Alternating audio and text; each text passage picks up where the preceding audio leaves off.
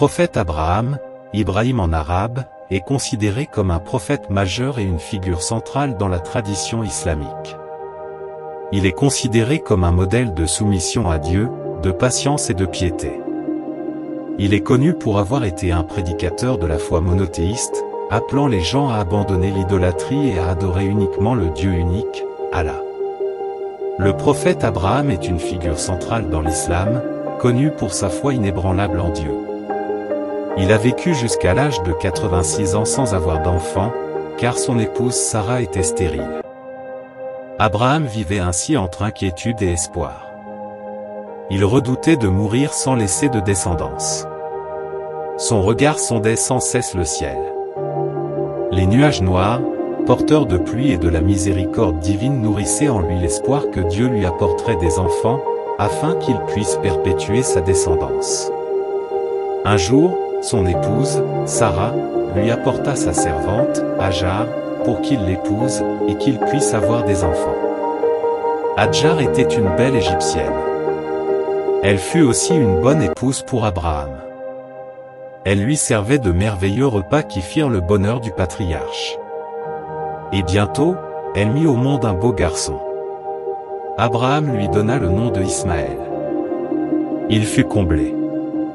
Son cœur fut illuminé par un bonheur incommensurable. Ce garçon devint l'objet de toute sa joie de vivre. Il l'emmenait avec lui dans ses promenades en montagne et restait longtemps à écouter sa douce voix. Il l'emmenait également admirer ses troupeaux de moutons et de chèvres. L'enfant adorait les agneaux.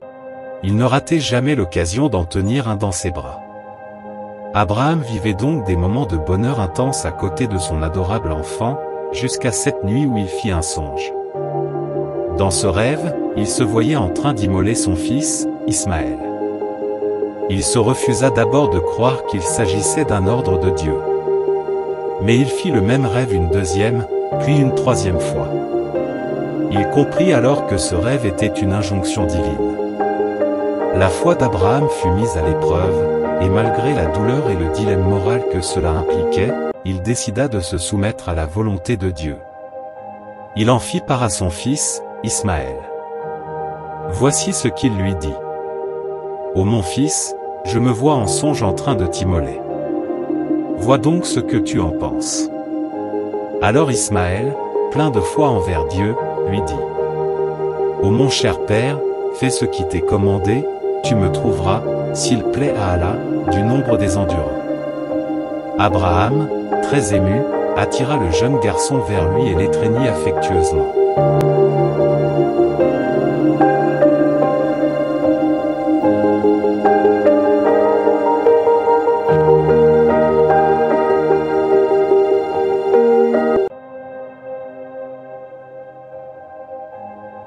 Puis ils s'en allèrent tous les deux, en quête d'un endroit où le sacrifice pourrait s'accomplir loin de tous les regards.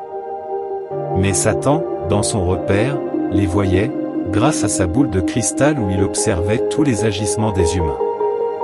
Il bouillonnait de fureur en voyant le messager de Dieu se mettre en route pour prouver à son Seigneur son entière soumission à sa volonté. Il se dressa sur leur chemin et tenta de faire croire à Abraham qu'il était dans l'erreur. Comment pouvait-il se baser sur un simple rêve pour immoler son fils? Abraham et Ismaël le chassèrent en lui jetant des pierres. Satan prit la fuite. Les deux serviteurs de Dieu poursuivirent leur chemin. Ils trouvèrent bientôt un bon endroit. Un coin isolé et sablonneux. Ismaël s'étendit sur le sol et pria son père de nouer une écharpe autour de ses yeux, afin qu'il ne puisse plus le voir et que son amour pour lui ne le gagne pas au moment du sacrifice. Abraham se banda donc les yeux, et brandit son couteau. Ismaël, couché sur le sol, attendait courageusement la mort. Abraham s'apprêta à exécuter l'ordre divin. Mais il se passait des choses, à cet instant-là, dans les cieux. Un ordre de Dieu était tombé, et les anges étaient en train de le mettre en exécution. Un groupe d'anges se rendit au paradis, et parmi les moutons qui y vivaient, ils choisirent celui que Dieu leur avait désigné. La bête fut remise à l'ange qui était chargé de la conduire vers la terre, en un temps éclair, avant qu'Abraham ne tranche la gorge de son adorable fils. L'ange fusa vers la terre en tenant le robuste bélier. Il traversait l'espace avec une vitesse foudroyante.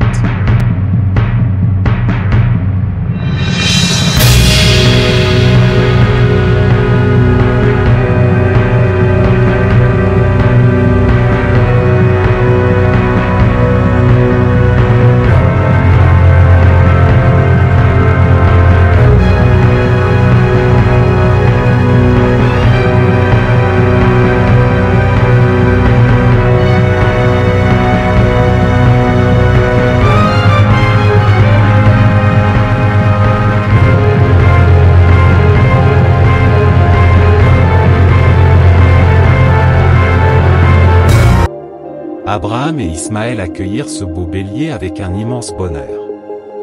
Leurs visages rayonnaient de joie. À travers ce bélier, ils mesurèrent, tous les deux, la grandeur de la bonté de Dieu, la grandeur de sa miséricorde. Dieu agréa la soumission d'Abraham et lui demanda de sacrifier ce bélier à la place de son fils. Abraham avait réussi l'épreuve que son Seigneur lui avait soumise. Il avait prouvé sa fidélité et sa soumission à Dieu. Il était prêt à sacrifier cet enfant qu'il aimait d'un amour sans fin pour gagner l'agrément de Dieu. Il égorgea ce bélier, un sacrifice que tous les musulmans du monde perpétuent au 10e jour du 12e mois lunaire, Dhul Hijjah. Voilà l'origine de la fête de la Tabaski.